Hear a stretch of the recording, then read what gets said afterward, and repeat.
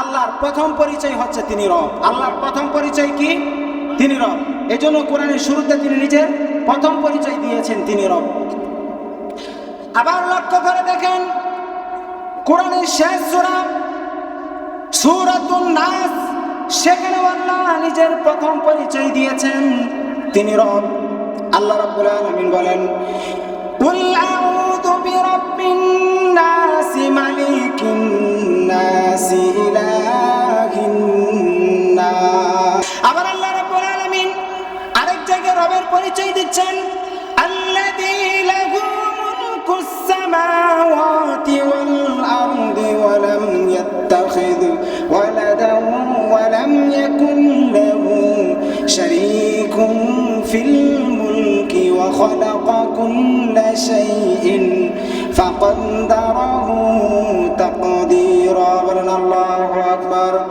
রব হলেন তিনি যিনি প্রত্যেকটি জিনিস সৃষ্টি করেছেন এবং তার পরিমাণকেও নির্ধারণ করে দিয়েছেন। আল্লাহ এভাবে রবের পরিচয় দিয়েছেন।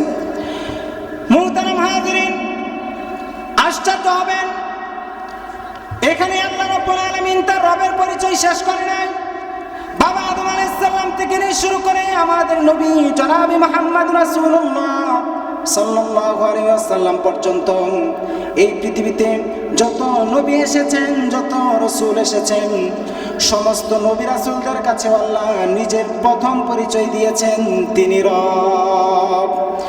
লক্ষ্য করে দেখেন, বাবা আদম আলাইহিস সালাম যখন একটি ভুলের কারণে জান্নাত থেকে বহিষ্কৃত হলেন, দুনিয়াতে আসার পরে একদিন দুই দিন নয়, শত শত বছর তিনি আল্লাহকে ডাক দিয়ে বললেন, রব্বানা যালামনা আনফুসানা ওয়া ইল্লাম তাগফির লানা ওয়া তারহামনা লানাকুনান্না মিনাল খাসিরিন। এখানে তিনি আল্লাহকে কি বলে ডাক দিয়েছেন?